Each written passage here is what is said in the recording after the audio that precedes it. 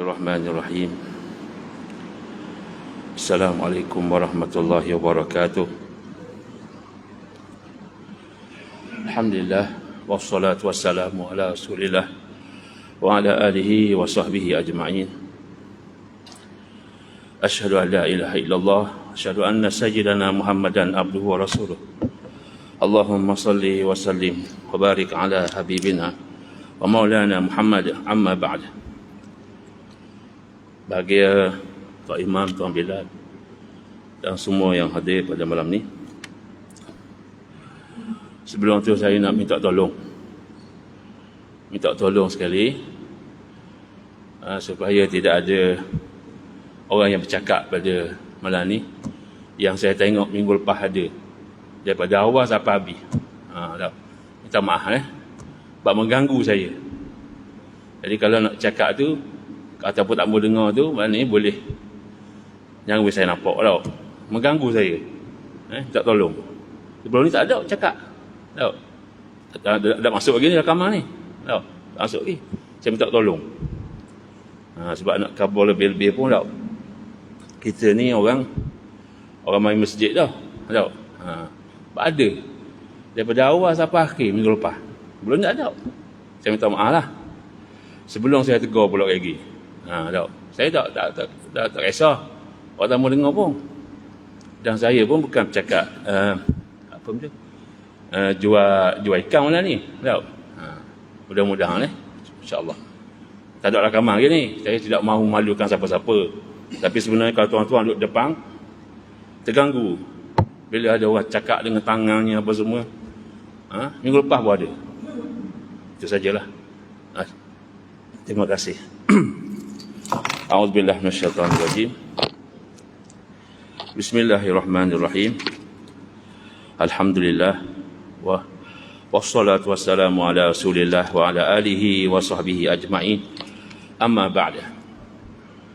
Alhamdulillah, syukur pada Allah Subhanahu wa taala. Pada malam ini Allah masih panjangkan umur kita dan Allah telah memberikan kita peluang untuk kita terus berada dalam tahun hijrah yang baru 1444.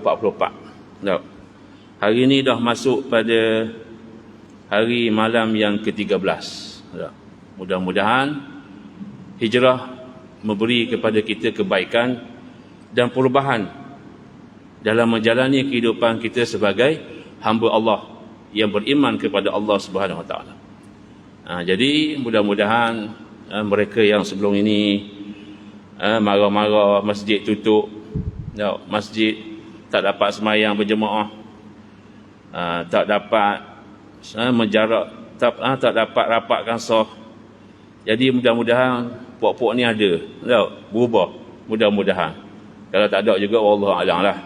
Maknanya supaya itulah perubahan-perubahan yang kita akan buat dalam menjalani kehidupan kita sebagai hamba Allah Subhanahu wa taala. Jadi kalau ikut pada orang marah dulu PKP ni, penuh sejid kalau ikutnya, penuh. Tahu, marah bukan marah barang. Tahu, macam Yahudi ni. Tahu, pergi sejid dah boleh ni, ya Allah. Tahu, gerung kita. Tapi siang tulis juga adalah perubahan sikit sebanyak. Tapi daripada apa yang bercakap, daripada apa yang mereka dahulu katakan, mudah-mudahan dengan tahun hijrah yang baru ini mereka berubah dengan untuk menghadirkan diri ke rumah Allah Subhanahu wa taala. Jadi malam ni sambungan orang yang ada kitab, iaitulah pada muka surat 148. Orang ada kitab lah. Masih lagi membicarakan tentang takwa yang akan melahirkan beberapa perkara daripada takwa ini. Takwa maknanya hanya takut kepada Allah Subhanahu wa taala. Tidak takut kecuali kepada Allah. Yang Sayyidina Ali karramallahu wajhah mengatakan bahawasanya takwa itu iaitulah al-khaufu bil jalil. Yang pertama, kamu takut hanya kepada Allah. Walaupun orang marah, tetapi yang penting kita buat sesuatu itu kerana Allah Subhanahu wa taala, dan Allah meredai perbuatan kita. Itu ciri yang pertama takwa, sebagaimana dinyatakan oleh Sayyidina Ali karramallahu wajhah.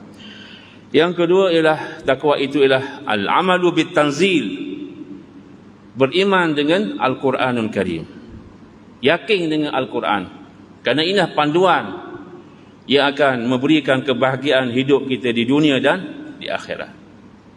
Yang ketiga, orang-orang yang bertakwa itu tandanya ialah sebagaimana yang dinyatakan oleh Sayyidina Ali karramallahu wajhah, ila al-qana'atu bil qalil, yang rasa cukup dengan apa yang diberi oleh Allah. Cukup dalam erti kata tidak akan melakukan perkara-perkara yang melampaui batas. Tengok orang senang, kita susah hati. Tengok orang susah hati, kita senang hati. Ini dengki, perasaan buruk yang ada pada seseorang kerana mereka rasa tak pernah cukup dengan apa yang telah diberikan oleh Allah. Sebab itulah Nabi kata apa? Sekiranya manusia ini diberikan 2 gunung daripada emas, la betara salisan. 2 gunung emas, maknanya emas tu boleh jual banyak mana tu, 2 gunung. Tetapi mereka akan cari gunung yang ketiga daripada emas untuk dijual dan untuk dijadikan sebagai satu harta yang akan digunakan untuk perbelanjaan ataupun kegunaan mereka dalam kehidupan mereka di dunia. Yang keempat, yang terakhir, tanda orang yang bertakwa itu ialah wasti'dadu liyaumir rahil, iaitulah mereka ini membuat persiapan untuk menghadapi hari saat kematian mereka, kerana kita pasti semua akan dikembali oleh Allah Subhanahu Wa Taala. Kerana kita ini milik Allah, inna lillahi wa inna ilaihi raji'un. Kita ini hanyalah hak Allah, dan bila hak Allah, Allah akan ambil balik. Seumpama kita pinjam sesuatu, maka sudah habis tempoh kita guna, maka orang itu akan mengambilnya balik. Itulah takwa yang akan melahirkan, kita baca daripada minggu lepas, sampai pada 6 perkara yang terakhir. Orang yang bertakwa itu akan mendapat kemuliaan dan kehormatan, kerana orang yang bertakwa itu dinyatakan oleh Allah Subhanahu Wa Taala mempunyai darjat kemuliaan. Apa dia? Firman Allah Taala, inna akramakum indallahi atqakum, sesungguhnya semulia-mulia kamu di sisi Allah itu ialah orang yang lebih takwanya di antara kamu, bukan yang lebih keturunan atau bangsanya. Orang yang bertakwa dimulia oleh Allah Subhanahu Wa Taala. Yang ke-10 malam ini, orang yang bertakwa itu ada khabar gembiranya. Kalau atas dunia ni ada khabar-khabar gembira yang kita tunggu, ikut perasaan masing-masing lah, ikut selera masing-masing. Ada orang tunggu akhir tahun, kalau orang kerja kerajaan, dia nak bonus lah apalah, orang pecing pun nak tahu berapa bonus dia dapat. Tahu? Jadi orang yang beriman kepada Allah, orang yang bertakwa kepada Allah, mereka lebih lagi mendapat kebahagiaan dan khabar gembira dengan Allah mendatangkan ayat Quran Karim. A'udzubillahi minasyaitonir rajim. Alladzina amanu wa kanu yattaqun lahumul busyra fil hayatid dunya wa fil akhirah. Wali-wali Allah. Wali ialah kekasih Allah Subhanahu Wa Taala. Wali ialah kekasih Allah. Wali ni ada banyak makna. Kalau dalam Quran disebut ala inna awliya Allah, itu maknanya wali-wali ialah orang yang dekat dengan Allah, orang yang selalu melakukan perkara-perkara kebajikan, orang yang selalu melakukan amal ketaatan kepada Allah Subhanahu Wa Taala, yang mereka ini sentiasa hampir dengan Allah, menghampirkan diri mereka dengan Allah Subhanahu Wa Taala. Itu khabar gembira, bererti kepada orang yang disebut sebagai wali. Satu lagi wali ialah wali nikah.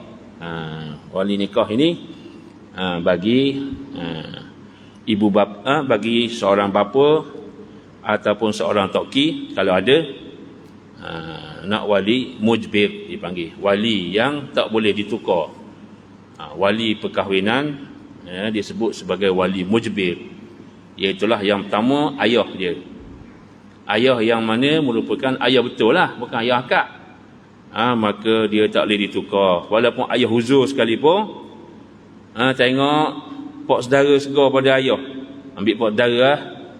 Pak saudara ni segar sikit, pak saudara ni ranking yang keberapa, ranking jauh lagi. Lepas pada ayah dia pergi ke Toki. Lepas pada ayah dia pergi Toki. Lepas Toki tak ada, adik beradik. Pak saudara ni belakang lagi. Jangan tengok kepada tua muda, tengok kepada pangkat ataupun hubungan di antara perempuan dengan wali yang akan dilantik untuk menjadi wali dalam perkahwinan. Wali-wali Allah ialah orang yang beriman serta mereka pula sentiasa bertakwa. Untuk mereka sahajalah kebahagiaan yang menggembirakan di dunia dan di akhirat. Wali-wali Allah ialah orang yang beriman. Bukannya ada tanda-tanda lain. Untuk wali ini dia tidak ada tanda pakaian. Bukan mesti janggut panjang. Siapa dekat pusat janggut, ni wali ni, ukur dulu, panjang wali. Kalau pendek, bukan tok wali. Tok wali dia kena pakai kopiah khas, tidak. Ataupun tok wali kena pakai serban, tidak mungkin. Tidak, itu bukan wajib bagi seseorang itu untuk menandakan dia wali. Tetapi wali ialah orang yang hampir dengan Allah, orang yang sentiasa melakukan kebajikan, orang yang sentiasa melakukan ketaatan kepada Allah Subhanahu wa taala, dan dia tak takut kecuali kepada Allah Subhanahu wa taala. Yang ke-11, daripada ketakwaan itu akan terhindarnya seseorang itu daripada neraka jahanam. Sebab tu neraka jahanam ini disebut dalam Quran sebagai azab yang berbagai-bagai. Ada kala Tuhan sebut azabun alim. Ada kala Tuhan sebut azabun azim. Ada kalanya Allah sebut azaban muhina. Apa makna dia? Azab yang pedih. Azab yang pedih. Azab yang besar. Azab yang menghinakan. Kerana apa? Itu ciri-ciri neraka. Azab yang pedih kerana orang dalam neraka ini hukumannya ialah dibakar dengan api neraka. Dia tidak ada penjara. Atas dunia ni ada hukuman penjara, ada hukuman sebab. Tapi dalam neraka jahanam, mereka ini akan dibakar oleh Allah Subhanahu wa taala, yang mana setiap kulit yang masak itu akan kembali pulih balik, dibakar lagi sampai wallahu alam. Azabun azim, azab yang besar neraka ini, kerana orang yang masuk neraka ini diazab oleh Allah dalam keadaan mereka ini tak mati. Kena azab tapi tak mati, dalam keadaan hidup. Jadi bayangkanlah kalau orang tu yang taurih pisah, dalam keadaan hidup, taurih pisah ni, dia tak mati, macam mana kepedihan yang dirasai di sebalik luka yang dibuat ataupun luka yang berlaku kepadanya setelah dilukakan ataupun dihiris dengan pisau yang tajam. Sebab kalau azab ni atas dunia, orang tu sakit yang sakit sangat, sakit yang tak dapat ditahan, akhir sekali dia mati, hilang sakit.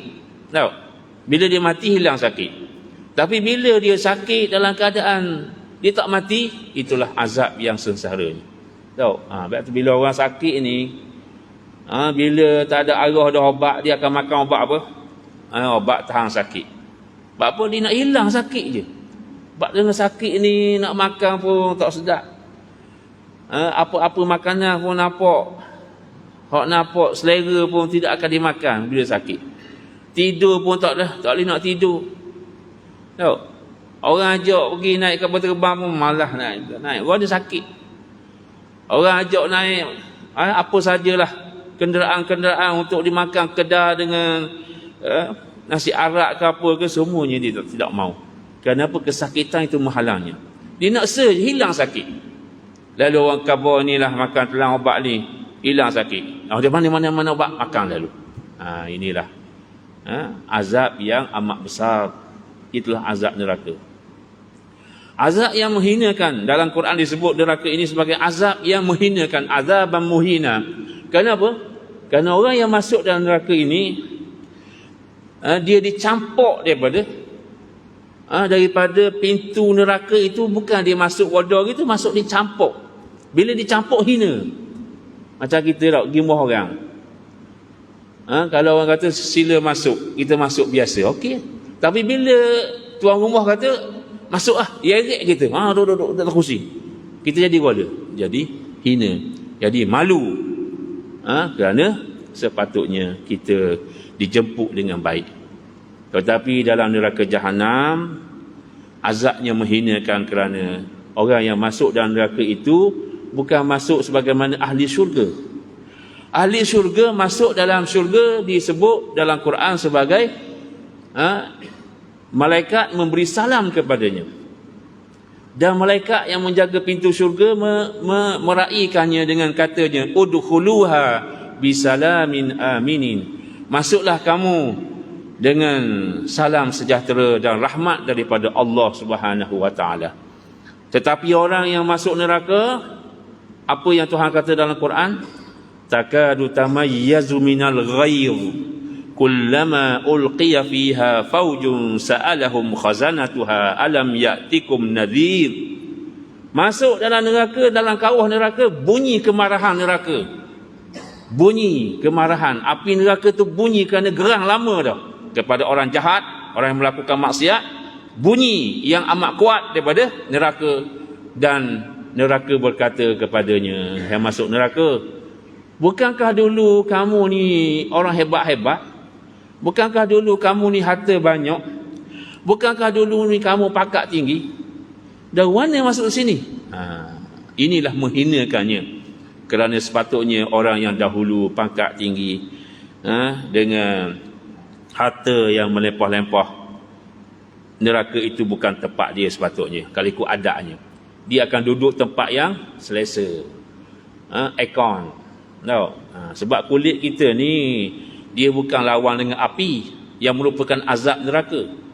Kulit kita ni lawan tempat sejuk, macam duduk dalam aircon ni.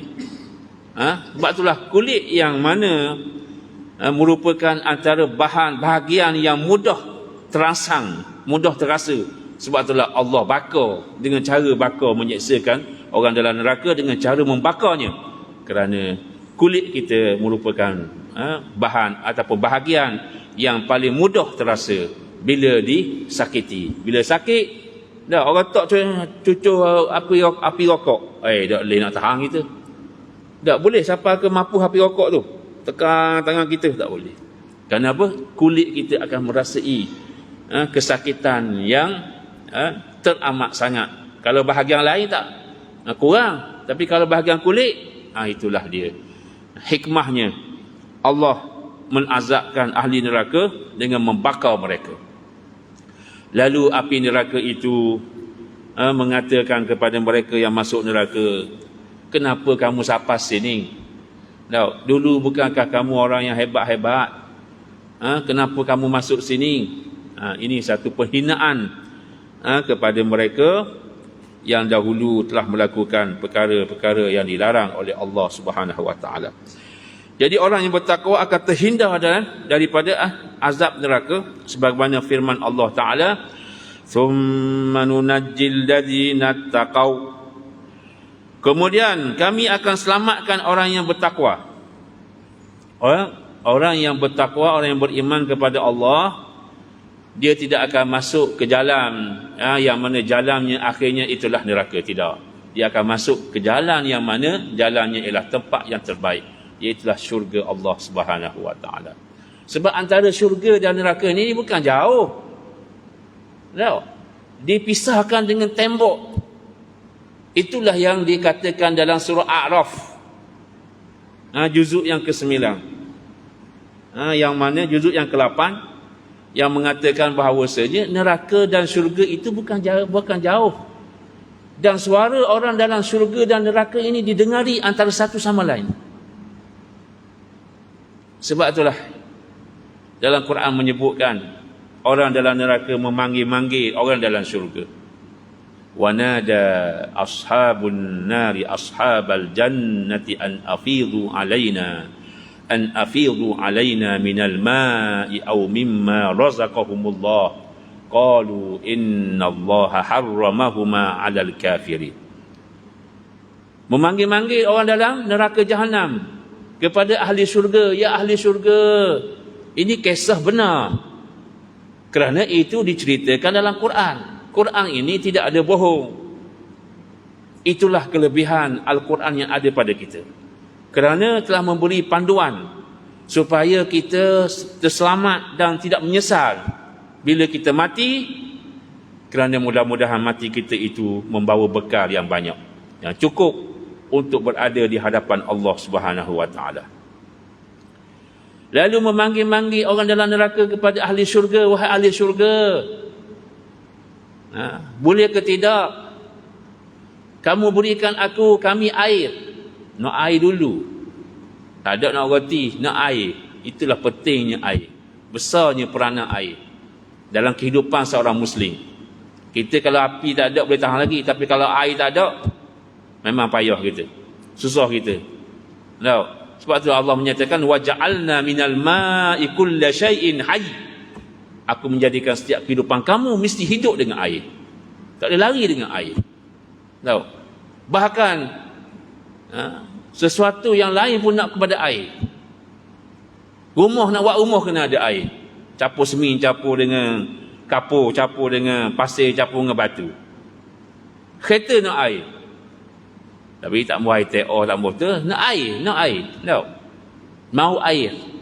Jadi begitu ahli neraka minta, ya ahli syurga, boleh ke tidak nak minta air? Dalam neraka ada air tak? Air. Tapi air yang bukannya air yang merupakan nikmat. Air yang membinasakan. Antaranya ialah hamim. Hamim ialah air menggelegak, air panas yang menggelegak, seumpama dicairkan timah. Timah tu dicair, dituang dalam mulut ahli neraka. Dalam neraka itu ada air yang bercampur dengan darah campur nanah. Ada air. Lalu orang dalam syurga menjawab, tak boleh. Allah tak boleh wi kamu. Allah kata jangan wi kamu kerana kamu ahli neraka. Minta lagi. Dah kalau tidak ada air, au mimma razaqahumullah. Apa-apa saja yang ada dalam syurga lah. Ataulah tak ada air pun. Jawab lagi ahli syurga, tak boleh. Allah mengharamkan ke atas kamu. Sebut haram barulah senyap. Sebut haram barulah senyap. Masya Allah. Wa bainahuma hijab. Antara syurga itu ada satu tembok yang memisahkan. Tetapi manusia dalam neraka tak boleh nak khabak jatuh dalam syurga. Kerana hari itu hari dikawal manusia untuk menerima pembalasan daripada Allah. Hari itu tidak ada bodyguard, tidak ada pasukan komando, tidak perlu. Allah, hari itu milik Allah Subhanahu Wa Taala. Tidak ada orang boleh nusuk, tidak ada orang boleh melarikan diri. Orang dalam neraka akan duduk kekal selama-lamanya di dalam neraka menerima azab Allah Subhanahu Wa Taala. Tetapi orang dalam syurga, mereka akan selamat daripada azab yang membinasakan itu. Sebab itulah ulama-ulama dahulu bila bak mati ni, tahu, Sayyidina Uthman bin Affan, kalau kita baca sejarah Sayyidina Uthman bin Affan ni, tahu, setiap kali atau orang pergi kubur atau orang sahabat pergi kubur, ala balik dia pesang. Tahu, ala balik dia pesang. Akak usung pergi rumah atau rumah dia. Lalu pada sedar ditanya, wahai Sayyidina Uthman, wahai khalifah, kenapa kamu ni setiap kali atau orang mati kuburmu pesang?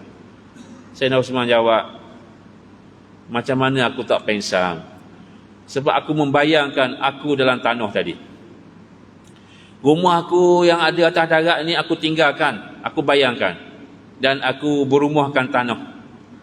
Dindingnya tanah, lantainya tanah, atapnya tanah. Masya Allah. Sebab itulah aku rasa gerung bila melihat ada orang mati dan dihantar ke kuburan. Aku tak dapat menahan ketakutan bila memikirkan saat itu ketika aku mati nanti berjumpa dengan Allah Subhanahu Wa Taala. Kita kadang-kadang atas kubur buat maksiat pun ada. Tahu? Takak khalwat atas kubur. Molek tu ayat tu. Takak khalwat atas kubur. Kalau bulan puasa cerdik tu pergi makan atas jarak sini. Makanlah rumah. Kalau nak makan tak berpuasa pun atas jarak sini. Biasa kat kubur tu, kat traffic light tu banyak tu. Kat traffic light Jalan Pusara tu. Kat traffic light kat Jalan Pusara lah, kubur kat jarak. Tahu? Jarak. Orang kena takak tu bukan budak-budak. 60, 70 dah lagu mandi. Tahu, agak-agak tahun hijrah baru ni dia berubah lah. Tak tahulah. Tahu, tu orang lepas tu. Mudah-mudahan dia berubah lah tahun hijrah baru ni. Tahu. Kalau tahun lepas puasa akan datang dia takak pula. Tak ada nak kata lah. Tahu. Tak ada orang nak kata lah. Atas kubur buat maksiat. Ada orang nagih dadah. Isap dadah. Orang gali lubang malam ni esok nak tanah orang. Bawa mayat tengok dia di dalam tu. 2-3 orang belakang isap dadah. Allahu Akbar. Tahu. Molek kambuh dengan dia sekali. Orang tak tahu kambuh senang. Tahu. Apa benda orang. Tahu. Masya Allah. Menampakkan betapa mereka ini tak gerung, tak takut bila memikirkan saat mati di kubur pun buat maksiat. Sedangkan para sahabat dan kita orang yang beriman ni pergi kubur, sebab tu kena jaga adab. Kubur bukan tempat pergi gurau. Bila orang baca talqin, pergi dekat-dekat dengar, supaya kita ni dapat ambil iktibar pengajaran. Orang baca talqin, jangan balah talqin boleh kedok ni. Bid'ah kedok jangan fikirlah. Benda hak molek, benda hak molek, apa salahnya walaupun Nabi tak buat. Macam kita baca baru ni doa awal tahun dengan akhir tahun, Nabi buat tak? Nabi tak buat. Tapi doa dah tak boleh ke doa? Ke kita berjoget malam tu? Doa. Tak boleh Nabi tak buat, Nabi tak buat, ni bid'ah, ni bid'ah. Lah kalau bid'ah Nabi tak buat lah ya. Yang naik kereta beli unta 4 ekor. Pergi bandar naik unta kegung. Cakap bid'ah. Tak boleh. Baca doa tak boleh. Walaupun Nabi tak buat. Baca doa. Tahlil tak boleh. Benda-benda tak mau cakap benda gitu tau. Tak payah cakap benda gitu. Tahlil dah kita tahlil sebut nama siapa? Sebut zikir la ilaha illallah. Cuma hak tak bolehnya bila tuan rumah pergi dendeng dulu makanan. Tu tak boleh. Tuan rumah jangan dendeng dulu makanan. Jangan tunjuk makanan dulu. Sebab jadi ada kalanya lemah semangat, ada kalanya jadi semangat lebih. Hak semangat lebih, kalau tak semangat, ya kohor je. Tahlil. La ilaha. Sebab apa? Tengok tupak. Tengok tupak dengan paung. Ataupun pulutnya. Jadi sebab itulah bila orang tahlil ni, jangan tunjuk awal makanan. Ataupun jangan royak. Walaupun tanya dia malam ni makan dia ngomong. Tahlil. Orang tahu kena buat gitu. Sebab apa? Sebab nanti orang milih nak mari. Kalau ada 2 tepak pula, malam ni Muhammad punya kata pulut je. Pulut. Dah mana mau polah. Polah. Sik minyak. Ada. Lemu. Sik minyak apa? Sik minyak ni dah gok. Sebab tu bila amalan ni walaupun sebenarnya betul dah tak ada tepat, tapi kalau ada tepat jangan tunjuk lagi. Tunjuk depan tok imam pula. Nasi ayam kapung. Allahnya ratik sampai nak pecah rumah. La ilaha illallah, la ilaha Allah. Semangat. Jadi benda-benda gitu adalah sebenarnya di kalangan orang manusia dan ramai gitulah. Tahu. Kok blebel pun ada. Tahu. Hari pertama orang tahlil. Kadang-kadang tuan rumah dah sedang lah nak atur makanan sedap-sedap. Tahu. Kadang-kadang mihung. Blebel, mihung kepuk tak ada. Oh, boh. Inilah. Kadang-kadang dah ramai gitulah. Terlupa sebenarnya kalau tak ada apa sebenarnya itu tidak boleh kita persalahkan sebab kita nak meraihkan orang sedang susah hati. Itu sebenarnya. Kalau ada dipersilakan. Kalau tak ada kita kena berlapang dada. Tak apalah, hari pertama tuan rumah susah hati. Jangan pula sehari pertama tak ada, panggil seminggu, panggil 7 malam. Hari kedua tak ada, hari ketiga tak ada. Itu tak boleh juga.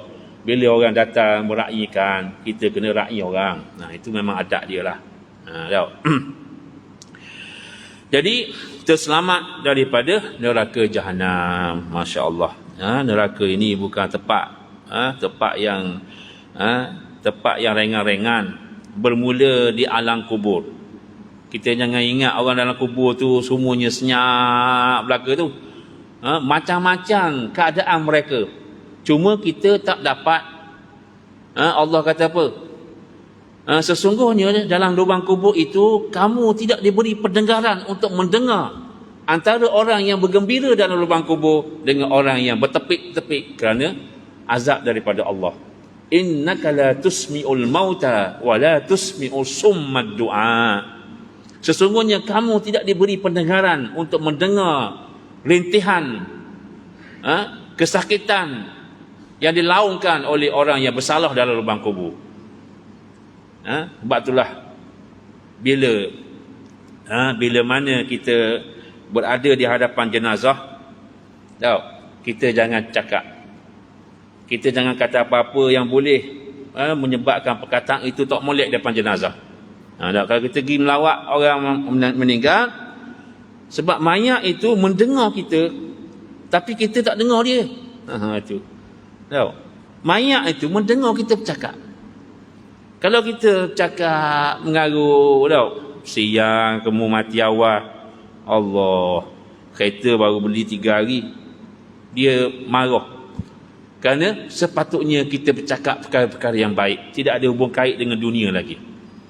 Sebab yang mati itu mendengar. Cuma kita tak mendengar apa yang diperkatakan balik kepada kita. Sebab jenazah itu dia akan berkata, roh dia lah akan berkata kepada orang yang melawatnya.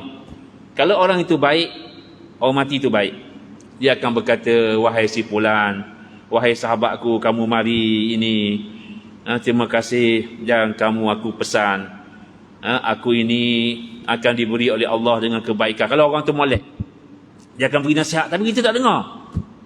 Itu dinyatakan dalam hadis Nabi, dalam kitab bahagian kematian yang boleh kita rujuk. Kalau kita nak baca kitab bahasa Arab lah, bahasa Melayu tak ada lagi saya tengoknya. Kitab Allah Tazkirah, At-Tazkirah fil Ahwalil Mauta, yang dikarang oleh Imam Al-Qurtubi. Baca bahasa Arab lah. Bagaimana orang yang mati itu menasihat. Kalau dia baik, dia nasihat, jadilah macam aku insya-Allah akan selamat, aku akan bahagia dalam lubang kubur. Kalau dia baik. Dan kalau dia jahat pun dia nasihat, tapi kita tak dengar. Janganlah kamu jadi macam aku, mak. Aku beratlah kayak gini. Ikut hati aku tak mau pergi kubur ni. Dia bercakap tapi kita tak mendengarnya. Ini yang pernah berlaku pada zaman Rasulullah SAW. Dalam perang Badar, Rasulullah pergi dekat mayat. Ini hadis, ini sumber hujah dia. Pergi dekat mayat orang kafir dalam perang Badar yang mati itu, lalu Rasulullah baca ayat Quran. Fahal wajadtum ma wa'ada rabbukum haqqan, qalu wajadna ma wa'adana rabbuna haqqan.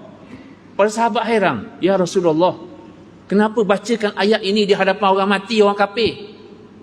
Lalu Rasulullah kata, biar, sebab mereka ini mendengar. Dan makna ayat itu apa dia?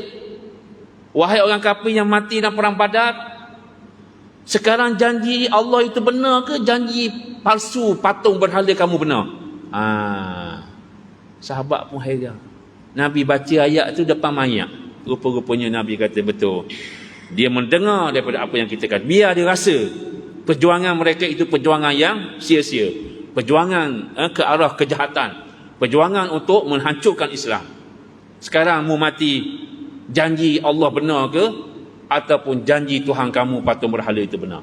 Inilah yang hujah mengatakan bahawasanya jenazah itu bercakap nasihat pada kita, dia mendengar. Dia nasihat pada kita, dan tapi bila kita cakap, dia mendengar. Bila kita kabur ke dia mendengar. Dan dia menasihat pada kita. Sebab itulah jangan kita bercakap sesuatu yang tidak baik di hadapan jenazah. Kita kata ke dia, mu anak kecil-kecil lagi, Allah, macam mana bini mu lagi rasa 2-3 bulan dah ada lah, apa ada orang. Jangan cakap benda begitu. Kerana itu semua perkara yang membabitkan kehidupan dunia.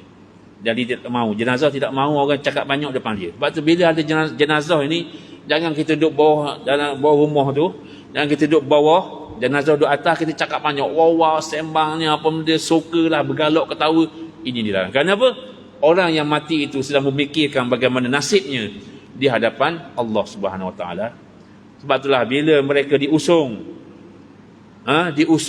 dengan keranda untuk ke kubur dan untuk masuk dalam lubang tanah, Nabi kata apa? Mereka yang jahat, mereka yang kafir, mereka yang maksiat, bila diusung ke kubur, Nabi kata mereka berteriak, mereka bertepik, tidak mahu dihantar. Jangan hantar.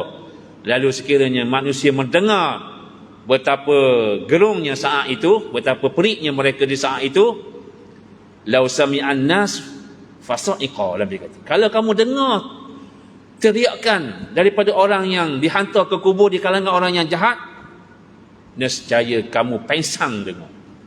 Ni kita duk usung mayat, kau ni main geletek orang ni, kau ni main geletek orang ni, kau ni main petih kaki orang ni. Dah zaman dulu dah ni mudah dah.